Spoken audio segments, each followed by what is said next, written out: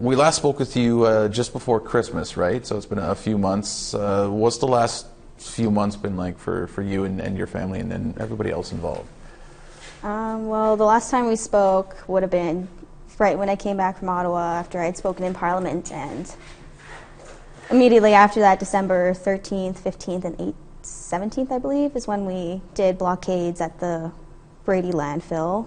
And December 18th was when we set up a permanent blockade in protest to what's going on to our Indigenous women. And it's been set up for about 63, 64 days now, and we have a sacred fire going. We're looking at getting a teepee and some ceremony happening.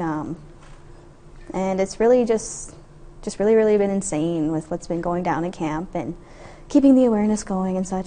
Mm-hmm. So what are you actively doing now then? What's the current situation look like? The current situation is we're trying to get camp back up because just last week we had that really, really bad storm. And so it was like minus 35 with the winds and the temperatures, and Camp Morgan, which is named after my mother who was murdered, got torn away and blown away by the wind. So that's thousands and thousands of dollars that we had put into it just gone by the snap of the weather, really. And that's been our biggest challenge, is just getting people out there and stuff, and getting people to understand why we're out at the Brady landfill and not the Prairie Green, because people don't understand that. Mm-hmm. Well, can you remind our viewers again why you are there, just for those that might have forgot or haven't known? Yeah, so for those who don't know, there's a feasibility study going on right now for the Prairie Green landfill where the remains are believed to be. But we're protesting at the Brady landfill because there's not a feasibility study currently being done on the Brady. And they're only going to propose a feasibility study of the Brady landfill if the remains aren't found in the prairie, when I think it should be done immediately. So that's really what it is, because we believe that there's more remains there than just 2 women, just given the timelines and stuff and GPS tracking when it was installed. And yeah. Well, you had mentioned the feasibility study. So there is a feasibility study, and there was $500,000 announced from the federal government. What were your thoughts on that when that was announced just a few weeks ago?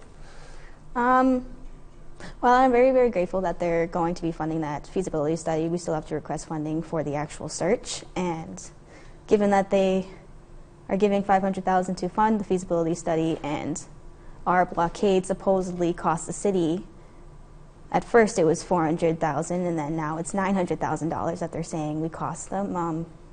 So really, the city could have just paid for that search, and it was never about feasibility. It was just that they didn't want to pay for it.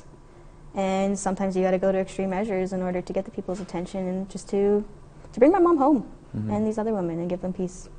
So, Cambria, what do you think can be learned from the situation that's going on here in Winnipeg that maybe can be applied in a future situation where something like this happens again?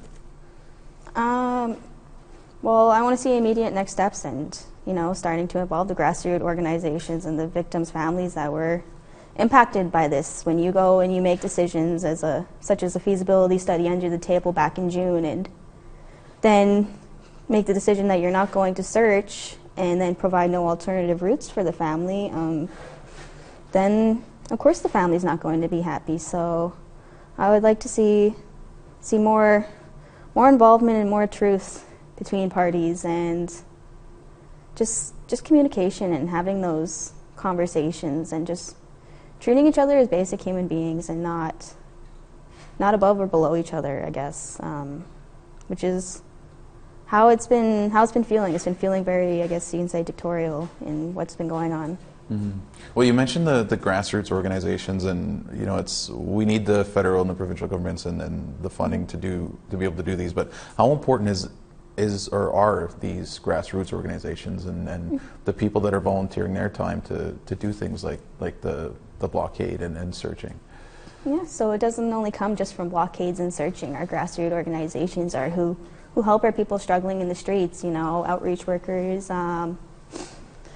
needle prevention and stuff like that, handing out stuff to prevent overdoses, just handing out food for the community.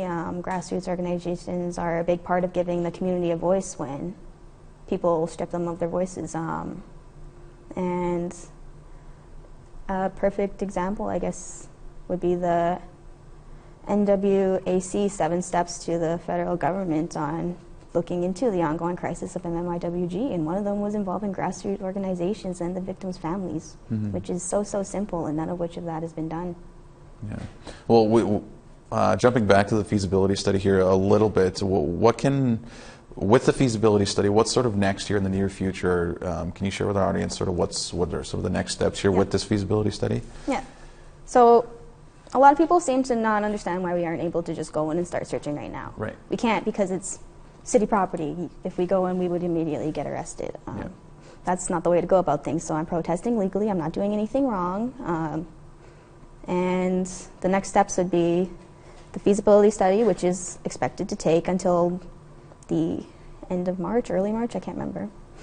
I'm pretty sure it was the end of March, yeah. And then we got to request the funding for the search, and a lot of people seem to be thinking that it's the police who are going to be searching and it's going to be the public and stuff, but I don't believe that's the case. They're going to have people who actually know what they're doing with the landfill, because the way these landfills work, there's a lot of steps and the way they work, and you know, they compact it, they cover them with clay and stuff after to prevent the fumes from getting out, and then they got to start new cells as well when these searches happen, so that trash isn't dumped on human remains. Right. Yeah. And so just going back a little bit, you had said you're also looking at doing something similar to the Brady Road landfill, right?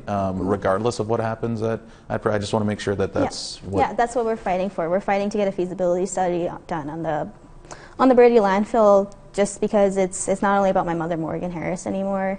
It's about Buffalo women as well. And if you look back at the timelines, and she was murdered back in March, as much as I hate to say it, that would be underneath where remains were found previously. And they haven't provided any reasoning as to why they don't believe she's in there, or why they don't know where her remains are, and other women as well.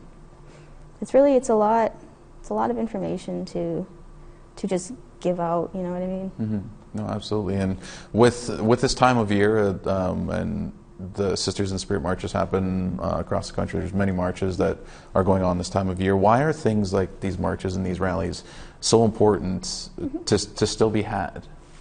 Because it's about giving back voices to the voiceless, to the women whose lives were mercilessly taken away and stolen at the expense of, quite frankly, monsters and people who don't even deserve that acknowledgement. And we're stronger in numbers, and when we're together as a community, we can turn it into something beautiful. You can grieve in a million different ways, and you can be really, really angry and hurt at the world, or you can actually go out and do something. As condescending as that sounds, you can. You can do much greater things, like going out and doing these walks and bringing the awareness, because we're going missing every single day. And us getting together is a message that we're still here, and we're not going anywhere, and we're not backing down. Every march you see, they just get bigger and bigger, and the cries of our women get louder and louder. Well, Cambria, that's really well said. I think that's a good way to maybe put a pause on this conversation for now. I know this is an issue that's going to be long-standing still, and we certainly appreciate you coming in and sharing a bit of your insight and sort of what's going on. And I'm sure this won't be the last time we have a conversation like this. So thank you so much for coming in and joining us, and again, sharing a bit of your knowledge and what's going on. So thank you so much. Thank you. I appreciate it.